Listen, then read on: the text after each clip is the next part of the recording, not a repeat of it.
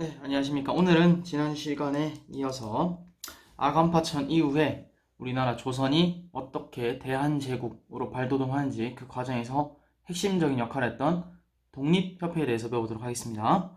오늘은 핵심 포인트는 바로 독립협회고요. 이 독립협회가 우리나라를 근대국가로, 새로운 국가로 만들기 위해서 제창했던 개혁안, 헌의 6조, 그리고 그 헌의 6조가 촉발될 수 있게 지금 같은 촛불 집회 같은 많은 사회개혁 운동을 했었는데, 그게 바로 만민공동회와 관민공동회, 요 네 가지가 핵심 포인트가 되겠습니다.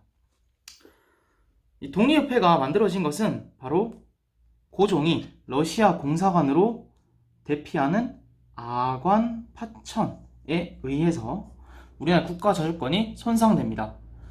궁궐에 왕이 없습니다. 일본군이 가득했고요. 우리나라 신하들은 어찌할 줄 몰랐습니다. 그에 따라 러시아 공사관으로 간 고종은 러시아의 공사관에서 보호를 해줬기 때문에 러시아가 주축으로 해서 우리나라의 이권, 예를 들어 나무, 그 다음에 물, 석탄 사용권, 금, 은, 여러 광물들을 무차별적으로 외국에 빼앗기게 됩니다.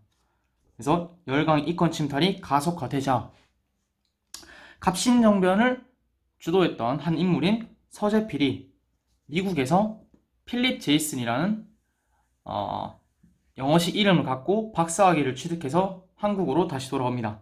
그래서 이 서재필이 주도 아래 이 독립신문을 만듭니다. 독립신문, 우리나라를 자주적으로 독립적으로 일으켜보자 라는 뜻에서 독립신문이라 해서 이때가 4월 7일입니다. 그래서 지금도 4월 7일은 이 독립신문을 만든 날을 기념해서 신문의 날로 제정해서 그 의미를 높이 기리고 있습니다.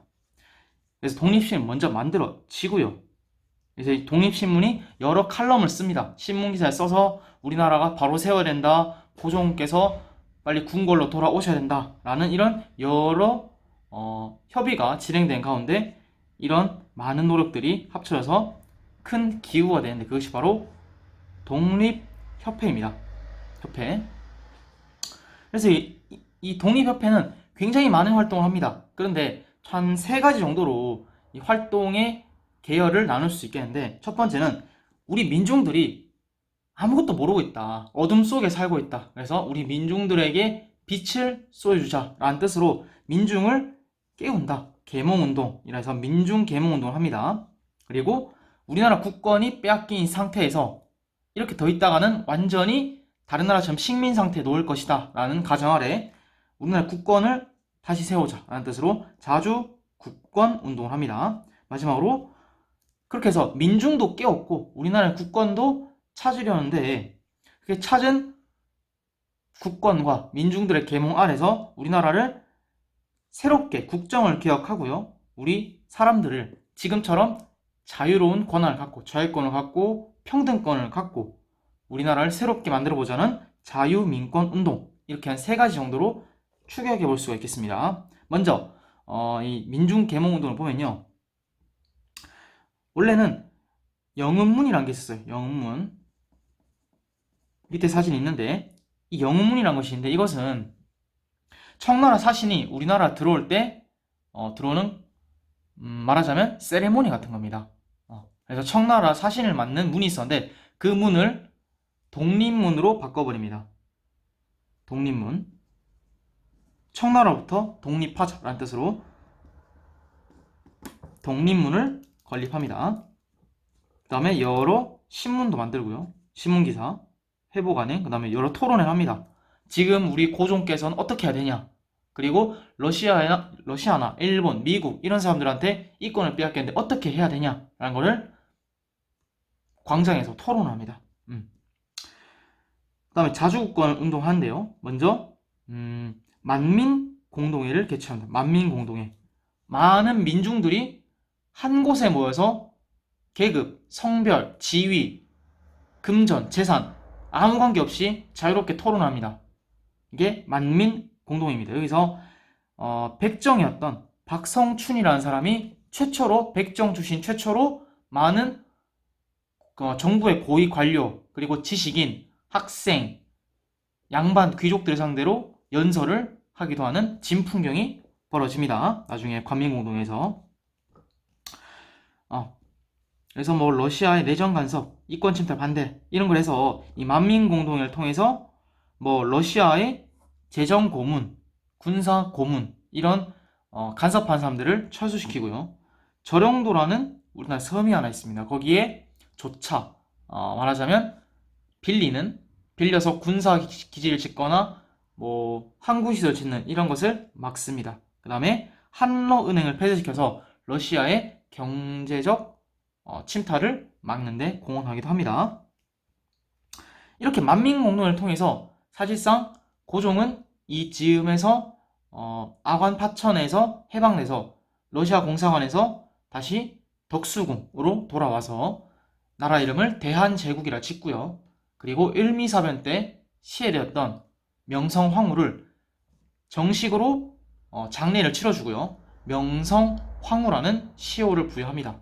원래는 이 명성황후라는 분은 바로 돌아가셨을 때는 그냥 왕후였던 민씨 사람 이 정도밖에 취급되지 않았는데 이게 대한제국이 되면서 민씨 왕후가 명성황후라는 존함으로 격상되게 됩니다.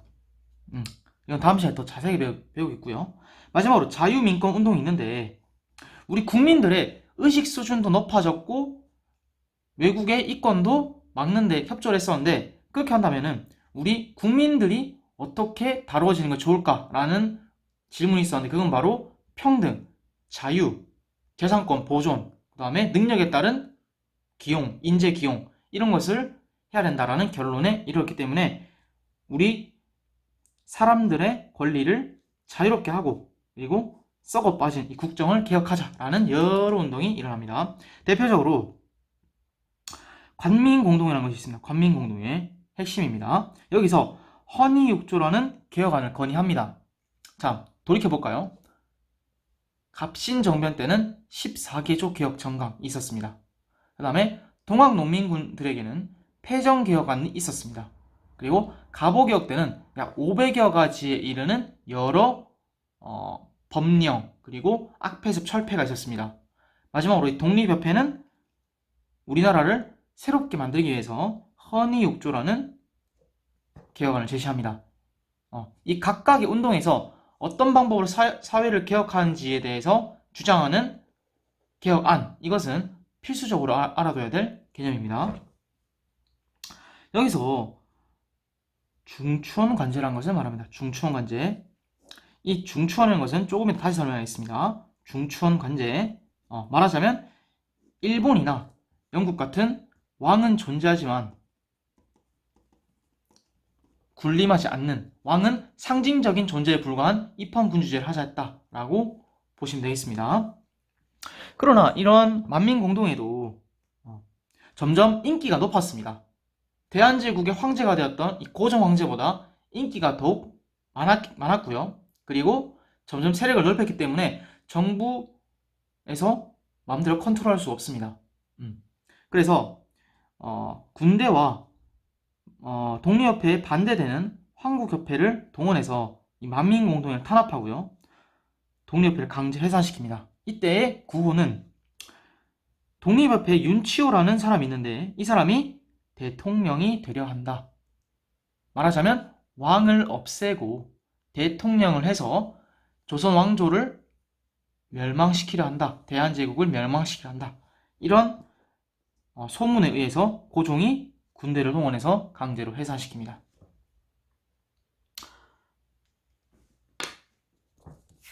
자, 헌의육조를 한번 보겠습니다. 헌의육조. 이것은 선생님이 내신에도 시험을 낼 겁니다. 또한 여러분들이 평가원, 수능, 학력평가 여러 평가 지문에서 많이 볼 겁니다. 이 헌의육조는요 6가지의 조항을 바쳤다 이겁니다. 바쳤다. 왕에게 바쳤다. 우리의 의견을 바친 6가지의 내용이란 뜻입니다. 여기서 여러 내용이 있습니다. 근데 핵심 내용은 바로 2번째 조항입니다. 외국과 이권에 관한 조약은 해당 부처의 대신 높은 공무원과 중추원의 의장, 그러니까 여러 사람들이 모여서 회의하는 기구가 바로 중추원이라고 되는데 그 중추원의 대장이 의장이 함께 날인합니다. 왕은 더 이상 정치에 간섭할 수가 없습니다.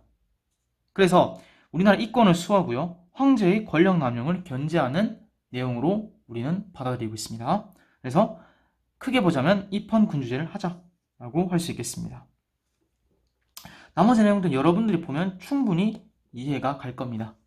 자, 그래서 이 독립협회가 끝났는데 의의와 한계에 대해서 한번 살펴보고 이 시간을 마무리하도록 하겠습니다. 독립협회 의의는 우리나라 스스로가 주권을 수호했습니다. 뭐 저령도를 사수했다, 뭐 한러은행을 폐쇄시켰다, 러시아 재정고문, 뭐 군사고문 이런 외국인들이 들어오는 것을 원천봉쇄했다라는 국권수호, 주권수호가 있고요. 그 다음에 민권 향상을 신장을 추구했습니다.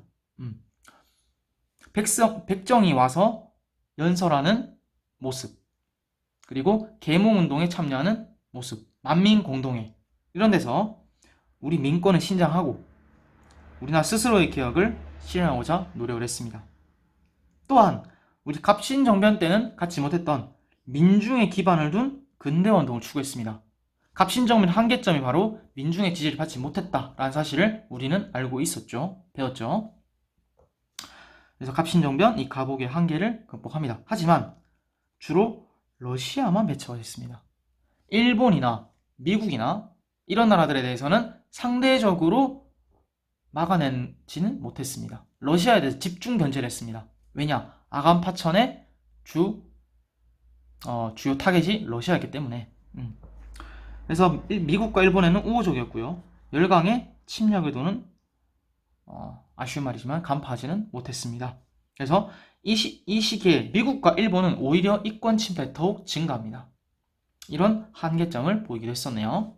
자, 오늘은 여기까지 하겠습니다. 다음 시간에는 고종 황제가 돌아오고 나서 경운궁으로 황궁하고 나서 제국이 되는 대한제국을 배우겠습니다.